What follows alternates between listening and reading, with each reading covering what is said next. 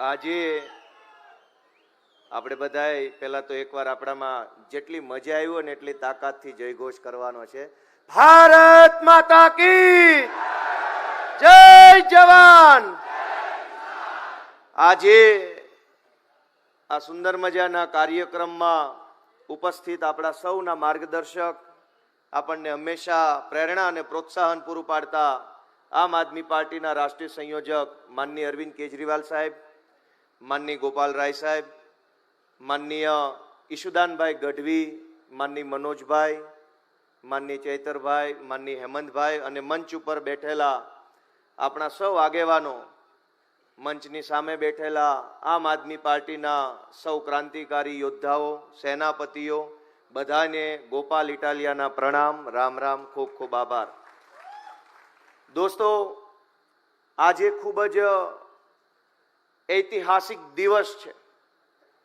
આ હોલની અંદર અગાઉ પણ આપણે એક વખત એકઠા થયા હતા અને ત્યારે આપણે ગુજરાતને લઈને એક સપનું જોયું હતું. માનનીય અરવિંદ કેજરીવાલજી બેઠા હતા, હું હતો, આપણામાંથી ઘણા લોકો આ જ હોલમાં બેઠા હતા 2022ની ચૂંટણીની પહેલા. અને તે દિવસે આપણે એક સંકલ્પ લીધો હતો, એક સપનું જોયું કે આપણે ગુજરાતની અંદર બદલાવ લાવીશું, ગુજરાતમાં પરિવર્તન લાવવા માટે આપણે કોશિશ કરીશું. અને એ સપનું જોઈને, એ સંકલ્પ લઈને આપણે અહીંયાથી ગુજરાતના ખૂણે ખૂણે સુધી કાર્યકર્તાઓ પહોંચ્યા, મહેનત કરી, સંઘર્ષ કર્યો, યોગદાન આપ્યું બધાએ. અને આપણે ગર્વ સાથે કહી શકીએ કે 2022ની વિધાનસભાની ચૂંટણીમાં આપણા બધાની મહેનતથી 5 ધારાસભ્યો ચૂંટાયા, 13% જેટલા મત મળ્યા અને ગુજરાતમાં ત્રીજી પાર્ટીનો પાયો નાખવાનું કામ આપણે બધાએ ભેગા મળીને કર્યું. દોસ્તો, આ ગુજરાતની ધરતી ઉપર ભાજપ અને કોંગ્રેસે ભેગા મળીને મેણું મારેલું હતું કે અહીંયા ત્રીજી પાર્ટી નથી હાલતી, અહીંયા ત્રીજી પાર્ટી નથી હાલતી, એવું વર્ષો સુધી મેણું માર્યું. પણ ગુજરાતના છેવાડાનો નાનો માણસ બેઠો થયો, ગુજરાતની જનતા બેઠી થઈ, આમ આદમી બેઠો થયો, નાના માણસે મોટો સંકલ્પ લીધો કે જે આટલા વર્ષો સુધી નથી થયું એ હું કરી બતાવીશ, અને સંકલ્પનું સારું પરિણામ આવ્યું. એ બદલ તમને સૌને મારી શુભેચ્છાઓ છે દોસ્તો. અને નાના માણસના સંકલ્પના બળને ઓછું ન આંકવું જોઈએ, કેમ કે નાનો માણસ આ દેશમાં જે ધારે એ થાય છે. વિસાવદર, ભેસાણ અને જૂનાગઢ ગ્રામ્યના ખેડૂતો, ખેત મજૂરો, વેપારીઓ, રત્ન કલાકારો, મહિલાઓ, યુવાનો બધાએ આ ચૂંટણીમાં સંકલ્પ કર્યો હતો કે સત્તાને જેવડી તાકાત લગાવી હોય એવડી તાકાત લગાવી દે, અમે તો અમારા ગોપાલને આ વખતે એક તક આપવાના છીએ. અને પરિણામ તમારી નજર સામે છે કે આખા ગુજરાતની સરકાર, ધારાસભ્યો, સાંસદ સભ્યો, મંત્રીઓ, ચેરમેનો, પોલીસ, ગુંડા, બુટલેગરો, ગુજરાત આખાની તાકાત વિસાવદર વિધાનસભામાં ભાજપે લગાવી. પણ વિસાવદરની બળુકી, મહેનતુ અને સિંહની હારે રહેલી જનતાએ એક અદ્ભુત ન્યાય નિર્ણય કર્યો છે અને આખા ગુજરાતને એક સંદેશ આપવાનું કામ કર્યું છે. દોસ્તો, વિસાવદરથી આપણને એક સંદેશ મળ્યો છે કે જો આપણે બધાય આવી રીતે એક ટીમ બનીને મહેનત કરીશું, લક્ષ્ય સાથે રાખીને મહેનત કરીશું, તો જેવું પરિણામ વિસાવદરમાં આવ્યું એવું જ પરિણામ આખા ગુજરાતમાં આપવા માટે જનતા આપણને રાહ જોઈ રહી છે. જનતા આપણને ઈચ્છે છે, જનતા આપણને પ્રેમ કરે છે, જનતા આપણી રાહ જોઈ રહી છે. હવે આપણી જવાબદારી છે કે આપણે ઘર ઘર સુધી પહોંચીએ, વ્યક્તિ વ્યક્તિ સુધી પહોંચીએ, એક એક માણસ સુધી આપણે આમ આદમી પાર્ટીનો વિચાર અને અરવિંદ કેજરીવાલજીના કાર્યોને પહોંચાડીએ. દોસ્તો, આ ગુજરાતે છેલ્લા 30 વર્ષથી ભાજપ જેવી ભ્રષ્ટ અને દુષ્ટ પાર્ટીનો જુલમ સહન કરવાનું કામ કર્યું છે. ગુજરાત ક્યારેય આવું નહોતું. ગુજરાત તો ક્રાંતિની ધરતી છે. આ ગુજરાતની ધરતી ઉપરથી ગાંધી બાપુ જેવા એક સામાન્ય માણસે હુંકાર ભર્યો કે દેશમાંથી હું અંગ્રેજોને હટાવીશ. આ જ ગુજરાતની ધરતી ઉપરથી સરદાર પટેલ જેવા આગેવાનોએ હુંકાર ભર્યો કે હું અંગ્રેજોની ગુલામી સહન નહીં કરું. પણ દોસ્તો, આપણે આપણા આત્માને પૂછવું પડશે કે જે ગુજરાતની ધરતી ઉપર ગાંધી અને સરદાર હુંકાર ભરે અને અંગ્રેજોને ભગાવે, એ ગુજરાતની ધરતીનો આજનો યુવાન શું આ ભાજપને નહીં ભગાડી શકે?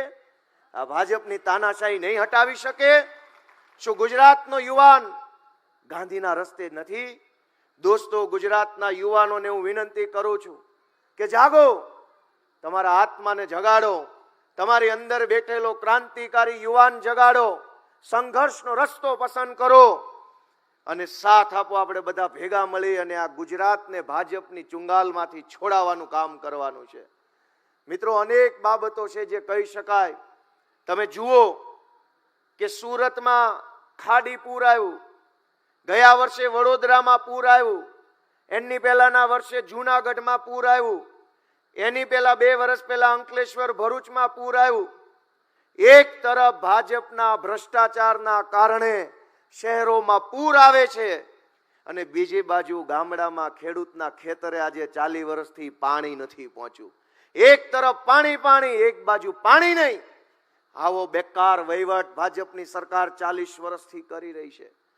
મિત્રો, આ ગુજરાત છે જે ગુજરાતમાં દીકરાના દાન દઈ દે એવા મહાપુરુષો થઈ ગયા છે. વીર દેવાય તાપા બોદર જેવા મહાપુરુષો થયા જેને દીકરાના દાન દઈ દીધા. અને એક બાજુ દીકરાના દાન દઈ દેવા મહાપુરુષો આ ધરતી પર પેદા થયા અને બીજી બાજુ આપણા દીકરાઓ સરકારી પરીક્ષાની ભરતીમાં પેપર આપવા જાય, પેપર લીક થઈ જાય ને આપણા દીકરા શાળાના દરવાજેથી રોતા આંસુડે પાછા આવે. આ કેવું ગુજરાત ભાજપે બનાવ્યું છે એ વિચારવાનું ગુજરાતની જનતાએ છે. દોસ્તો, આપણા આત્માને પ્રશ્ન પૂછો કે આપણા દીકરા દીકરીઓ માટે આ ગુજરાતમાં રોજગારની વ્યવસ્થા કેમ નથી? પેપરો કેમ ફૂટી જાય છે? કેમ આ ગુજરાતના નાના માણસને સરકારી તંત્ર ડરાવે દબાવે છે? મિત્રો, આપણે આગેવાની લેવાની છે. આ હોલમાં બેઠેલા આમ આદમી પાર્ટીના સૌ કાર્યકર્તાઓએ આગેવાની લેવાની છે. આપણે સૌએ નેતૃત્વ કરવાનું છે. ગુજરાત જે બદલાવ ઝંખે છે, વર્ષોથી ગુજરાત જે બદલાવની રાહ જોઈ રહ્યું છે, એ બદલાવ લાવવા માટે આપણે અહીંયાથી સંકલ્પ લઈને આ હોલની બહાર નીકળવાનું છે. દોસ્તો, આપણા ઉપર બહુ મોટી જવાબદારી છે. ગુજરાતે આપણને બહુ મોટી જવાબદારી વિસાવદરથી સોંપી છે કે કોંગ્રેસ વાળાનું કાંઈ કામ નથી, હવે તો આ હાવણા વાળા જ હરખું કરશે, એવી જવાબદારી આપણને ગુજરાતની જનતાએ સોંપી છે. મિત્રો, વિસાવદરની ચૂંટણીમાં 2 ભેગા થઈ ગયા. મને હરાવવા માટે, ગુજરાતની જનતાનો અવાજ દબાવવા માટે, ખેડૂતનો અવાજ વિધાનસભા સુધી ન પહોંચે એના માટે 2 ભેગા થઈ ગયા અને આખા ગુજરાતે લાઈવ સ્ટ્રીમ કેમેરાના માધ્યમથી બેયની હાંઠગાંઠને જોઈ લીધી કાં તો ભેગા છે. દોસ્તો, હવે આપણે નક્કી કરવાનું છે કે આપણે કઈ દિશામાં આગળ વધવું છે. હું તો એક નાનો માણસ છું. અરવિંદ કેજરીવાલજીએ અને આમ આદમી પાર્ટીએ મારા જેવા નાના માણસને કેવડી મોટી જવાબદારી ને કેવડું મોટું પ્લેટફોર્મ આપ્યું, એ બદલ હું પાર્ટીનો અરવિંદ કેજરીવાલજીનો પણ આભાર વ્યક્ત કરું છું. અને ગુજરાતના યુવાનોને વિનંતી કરું છું કે આ ચૈતરભાઈ વસાવા બેઠા છે, એની ઉંમર શું છે? 40 વર્ષથી અંદર. આ હેમંતભાઈ ખવા 40 વર્ષની આસપાસના, હું 40 વર્ષની અંદરનો ધારાસભ્ય, રાજુભાઈ કરપડા 40 વર્ષથી અંદર, પ્રવીણ રામ 40 વર્ષથી અંદર, મનોજભાઈ 2 વર્ષ કદાચ મોટા છે, રાકેશ હિરપરા 40 વર્ષથી અંદર. જો અરવિંદ કેજરીવાલ અને આમ આદમી પાર્ટી 35-40 વર્ષના જુવાનિયાઓને તક આપે, પ્લેટફોર્મ આપે ને ગુજરાતની જનતા એને ધારાસભ્ય બનાવે, તો ગુજરાતમાં બીજા કરોડો એવા યુવાનો છે જે ધારાસભ્ય, તાલુકા સભ્ય, જિલ્લા સભ્ય બની શકે એમ છે. મારી ગુજરાતભરના કરોડો યુવાનોને વિનંતી છે કે આજથી 10 વર્ષ પહેલા પોલીસ કોન્સ્ટેબલ તરીકે આ અમદાવાદમાં વિસલ મારતો એક જુવાનિયો આમ આદમી પાર્ટીમાં જોડાય. એક પોલીસ કોન્સ્ટેબલ બનેલો જુવાનિયો જો આમ આદમી પાર્ટીમાં જોડાય, અરવિંદજીનું માર્ગદર્શન મળે, ઈશુદાનભાઈની હૂંફ મળે અને જનતાનો પ્રેમ મળે ને કોન્સ્ટેબલ જો ધારાસભ્ય બની શકતો હોય, તો ગુજરાતની ધરતીમાં એવા અનેક યુવાનો છે જેની બાહુમાં બળ છે, જેના દિમાગમાં બળ છે. એ હજારો યુવાનોને વિનંતી છે કે કોની રાહ જોવો છો, કોનાથી શરમાવ છો, કોનાથી બીવો છો? આવો બધા સાથે મળી અને ગુજરાતને આ ભ્રષ્ટ ભાજપના ચુકંજામાંથી છોડાવવાનું કામ કરીએ. દોસ્તો, કહેવા બેસીએ તો અનેક પીડાઓ છે, કહેવા માટે વાતો ખૂટે એમ નથી, પણ કરવા જેવું એક જ કામ છે, અને એ કામ છે કે હાવણો મારો અને ભાજપની ગંદકીને સાફ કરો અને ગુજરાતને ઊંચો લાવવાનું કામ કરો. મિત્રો, હું આમ આદમી પાર્ટીની મંચ ઉપર બેઠેલી આખી ટીમનો આભાર વ્યક્ત કરું છું. નામ લેવા બેસીશ તો અનેક એવા નામ છે જેણે વિસાવદર વિધાનસભાની ચૂંટણીમાં ખૂબ મહેનત કરી છે. એક એક માણસે પોતાનું સર્વસ્વ દાવ પર લગાવી અને પૂરી તાકાતથી કામ કર્યું છે. એક એક વ્યક્તિનું નામ લઈને કહેવા બેસીએ તો કોણે કેવડું મોટું યોગદાન આ ચૂંટણીમાં આપ્યું છે એ તો ઇતિહાસના પાને લખાશે. પણ આખી આમ આદમી પાર્ટીની ટીમે પૂરા 2-2.5-3 મહિના સુધી આ ચૂંટણીની અંદર પોતાનો કિંમતી સમય ફાળવ્યો, તાકાત અજમાવી, પોતાના સંબંધો, પોતાને ઓળખાણોનો ઉપયોગ કરી અને લોકોને વિનવ્યા કે આ ચૂંટણીની અંદર ભાજપને હરાવી અને ગોપાલ ઇટાલિયાને જીતાડે. હું આમ આદમી પાર્ટીના એક એક ક્રાંતિકારી કાર્યકર્તાઓનો આભાર વ્યક્ત કરું છું. મિત્રો, દોસ્તો, મારી છેલ્લી વાત ખાસ કરીને આમ આદમી પાર્ટીના આપણા કાર્યકર્તા માટે કે દોસ્તો, હવે આળસ ખંખેરવાની છે, હતાશા છોડી દેવાની છે, નિરાશાને ભગાડી દેવાની છે. પોતાનો વ્યક્તિગત ગમો કે અણગમો, પસંદ કે નાપસંદને છોડીને ગુજરાત માટે ઊભું થઈ અને દોડવા માંડવાનું અને સતત ચાલતા રહેવાનું આપણે હવે આજથી ચાલુ કરવાનું. મિત્રો, ગુજરાત આપણી પાસેથી આશા રાખે છે. આપણે કંઈક આપણી પોતાની નાની નાની વાતને લઈને, નાના નાના મતભેદને લઈને અટકી ન જઈએ, આપણી ઉર્જા વેડફાઈ ન જાય, એ જોવાની જવાબદારી આપણા બધાની છે.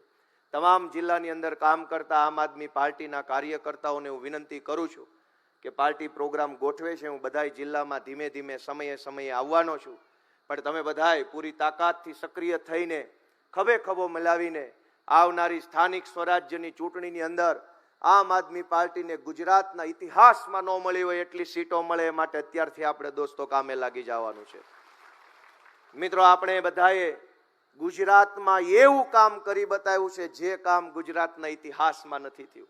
એ ચાહે 2020ની તાલુકા જિલ્લા પંચાયતની ચૂંટણી હોય કે 2024માં લોકસભાની ચૂંટણીમાં ચૈતરભાઈનો પ્રચાર હોય કે ગાંધીનગરની કોર્પોરેશનની ચૂંટણી હોય કે દોસ્તો આ 2022ની વિધાનસભાની ચૂંટણી હોય, ગુજરાતના ઇતિહાસમાં ભાજપને ક્યારેય કોઈએ ટક્કર ન આપી હોય એવી ટક્કર આપવાનું કામ આપણે બધાએ ભેગા મળીને કર્યું છે. દોસ્તો, આપણે બધાએ બહુ મોટું કામ કર્યું છે. આપણે બધાએ ભેગા મળી અને આવનારા દિવસોમાં ગુજરાતને ભાજપના ભ્રષ્ટ અને દુષ્ટ શાસનથી છોડાવવા માટે ખભે ખભો મિલાવીને કામ કરીએ એવી સૌને પ્રાર્થનાઓ સાથે ફરી એક વખત હું આપણા માનનીય પ્રદેશ અધ્યક્ષ ઈશુદાનભાઈનો વિશેષ આભાર માનવા માંગીશ. કારણ કે 2022ની વિધાનસભાની ચૂંટણી પછી ઘણો નિરાશાનો માહોલ હતો, ઘણી હતાશાઓ હતી, ઘણી બધી સમસ્યાઓ આવી, કેમ કે પાર્ટીની અપેક્ષા સરકાર બનાવવાની હતી અને પરિણામ કંઈક અલગ આવ્યું.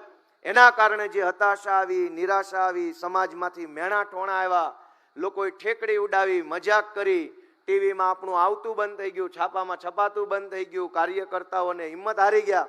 એવા સમયે અડીખમ ઊભા રહી અને જેણે પાર્ટીને આગળ લઈ આવવાનું કામ કર્યું એવા માનનીય ઈશુદાનભાઈના આપણે વિશેષ આભારી છીએ. સારો સમય આવે ત્યારે તો બધાય મહાન, ત્યારે તો બધાય નેતા, બધાય ચાણક્ય, પણ નબળા સમયની અંદર ટકી જાય અને ટકાવી રાખે ને એ જ અસલી ચાણક્ય કહેવાય. એટલે ઈશુદાનભાઈનો આપણે વિશેષ આભાર વ્યક્ત કરીએ છીએ. આજે આપ સૌ દૂર દૂરથી પધાર્યા, આજે આપણને જે કાંઈ માર્ગદર્શન મળે એ માટે માનનીય કેજરીવાલ સાહેબ આપણી વચ્ચે આવ્યા છે, બધાનો હું ખૂબ ખૂબ હૃદયપૂર્વક આભાર માનું છું. ભારત માતા કી જય.